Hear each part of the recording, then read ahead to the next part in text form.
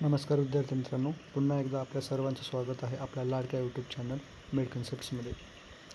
तर आज आपण माहिती बघणार आहोत DMER म्हणजेच वैद्यकीय शिक्षण व औषधी द्रव्य विभाग या विभागाद्वारे एक DMER एक्झामबद्दल आणि जे स्टाफ नर्स संपावर होते, महाराष्ट्रातील सर्व स्टाफ नर्स जे संपावर होते त्याबद्दल नवीन अपडेट आलेला आहे.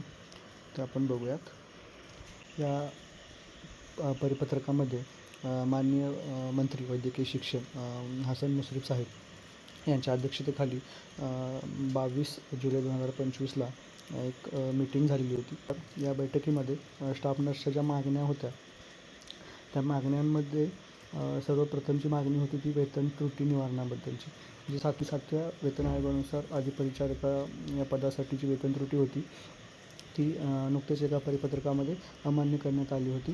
त्यामुळे त्यांची मागणी होती की वेतन त्रुटी निवारण करावी आणि बक्षीस समिती तसेच खुल्लर समितीनुसार शुश्रूषा सेवेतील अधिपरिचारिका परिसेविका तसेच परिचर्या महाविद्यालयातील पाठ्यनिर्देशिका पदावरील कर्मचाऱ्यांचे वेतन त्रुटी निवारण करावे अशी मागणी होती. त्यानुसार माननीय मंत्री यांनी काय निर्देश दिलेले आहेत की परिचर्या संवर्गातील अधिपरिचारिका परिसेविका विभागीय परिसेविका तसेच परिचर्या महाविद्यालयातील पाठ्यनिर्देशिका यांची वेतन श्रेणी वाढ करण्याबाबतचा प्रस्ताव वित्त विभागास सादर करण्यात यावा आणि त्यासाठी त्यांनी जे आयुक्त आहेत वैद्यकीय शिक्षण व संशोधन त्यांना त्याची अंमलबजावणी करण्याचे अधिकार दिलेले आहेत.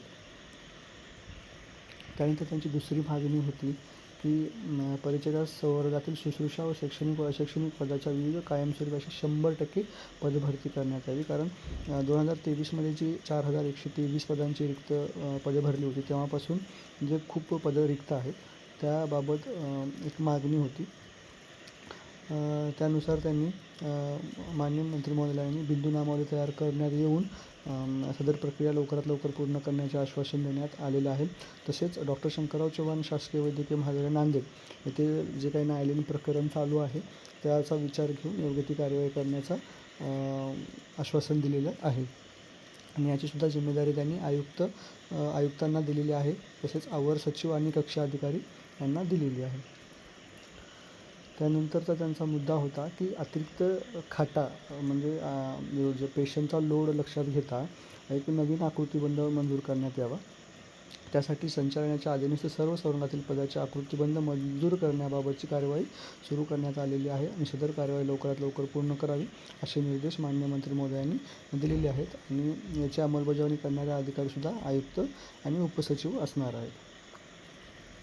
त्यानंतर होतं सेवा प्रवेश नियम मंजूर करणे व शैक्षणिक पदांची निर्मिती करणे.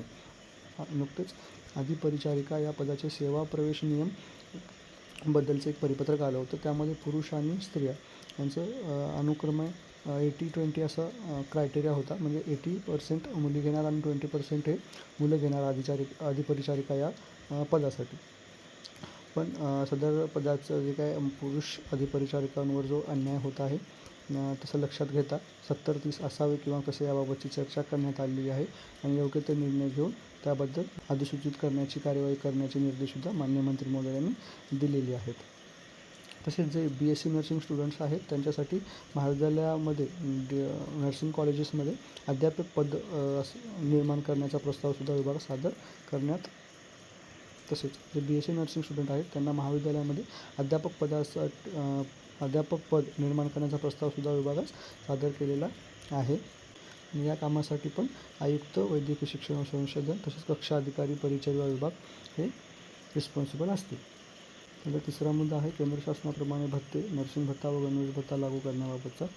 जसं की केंद्र शासनामध्ये कर्मचाऱ्यांना 9,000 रुपये नर्सिंग भत्ता त्याच्यामध्ये 7,200 रुपये आणि गणवेश भत्ता 1,800 रुपये असं मिळून एकूण 9,000 रुपये होत असतात. तसेच सेम राज्य शासनातील DMER व सार्वजनिक आरोग्य विभागातील अधिपरिचारकांनाही मिळावे याबाबतचा प्रस्ताव सादर करण्यासाठी आयुक्तांना निर्देश दिलेले आहेत. केंद्र शासनाप्रमाणे शैक्षणिक वेतनवाढ केंद्र शासनाच्या शैक्षणिक वेतनवाढीबाबत तपासणी करून आवश्यक तो प्रस्ताव सादर करण्यासाठीही निर्देश आयुक्तांना दिलेले आहेत. परिचर्या संवर्गातील कर्मचाऱ्यांच्या पदनामात बदल करण्यावर अधिपरिचारिका हे जे पदाचं नाम आहे ते परिचर्या अधिकारी असं करण्याचे निर्देश दिलेले आहेत आणि त्याला तत्वता म्हणजे मान्यता दिली आहे आणि तात्काळ परिणाम बदलण्यासाठी कार्यवाही करण्यासाठी सांगितलेलं आहे आणि त्याचा लवकरच परिपत्रक येणार आहे. त्यानंतरची जी मागणी होती ती MJPJY मध्ये म्हणजे प्रोत्साहन भत्ता असतो तो नर्सेसला मिळत नाही, तो नर्सेसला मिळवण्यात यावा आणि त्याची जी अंमलबजावणी आहे 1 महिन्याच्या आत पूर्ण करण्याचे निर्देश माननीय मंत्री महोदयांनी आयुक्तांना दिलेले आहेत. त्यानंतरचा मुद्दा होता की परिचर्या संवर्गाचे स्वतंत्र संचालन तसेच शुश्रूषा संचालक व सहसंचालक पदाची निर्मिती करण्यात यावी. त्याच्या म्हणजेच जे काही नर्सिंग कॅडर आहे त्याबद्दलचं एक स्वतंत्र संचालनालय तयार करावं आणि त्याच्यामध्ये संचालक व सहसंचालक असे पदं निर्माण करणे जेणेकरून जे काही नर्सिंग कॅडरचे जे प्रॉब्लेम्स आहेत ते संचालक व सहसंचालक यांच्याद्वारे लवकरात लवकर सुटतील. याबाबतचा प्रस्ताव वैद्यकीय शिक्षण व संशोधन संचालनाने सादर करावा. सदर प्रस्ताव प्राप्त झाल्यावर नियमानुसार योग्य ती कार्यवाही करण्याचे निर्देश मान्य आयुक्तालयानं मंत्री महोदयांनी दिलेले आहेत. नंतर परावैद्यक शुश्रूषा मंडळ येथे कनिष्ठ पदावरील व्यक्तीस सर्वोच्च पद रजिस्ट्रार दिल्याबद्दल तसेच परावैद्यक शुश्रूषा मंडळ येथे कनिष्ठ पदावरील व्यक्तीस सर्वोच्च पद म्हणजेच रजिस्ट्रार दिल्याबद्दल याबाबत माननीय मंत्री महोदयांनी सदर पदाचे जे सेवाप्रवेश नियम आहेत त्याची लवकरात लवकर कार्यवाही करण्यासाठी निर्देश माननीय आयुक्त यांना दिलेले आहेत. त्यानंतर आहे निवासस्थान उपलब्ध करण्याबाबत वैद्यकीय शिक्षण व संशोधन संचालनालयामध्ये दिनांक 9 जानेवारी 2025 या परिपत्रकान्वये सर्व संस्था प्रमुखांना निर्देश देण्यात आलेले आहेत. तरी संस्था प्रमुखांसोबत संचालनालय स्तरावर बैठक घेऊन त्याबाबतची अंमलबजावणी 2 महिन्यात करण्यात यावी असे निर्देश माननीय मंत्री महोदयांनी आयुक्तांना दिलेले आहेत. पाळणाघर उपलब्ध करण्याबाबतची जी मागणी होती त्यांचीही 1 महिन्याच्या आत अंमलबजावणी करण्याचे निर्देश मंत्री महोदयांनी आयुक्तांना दिलेले आहेत.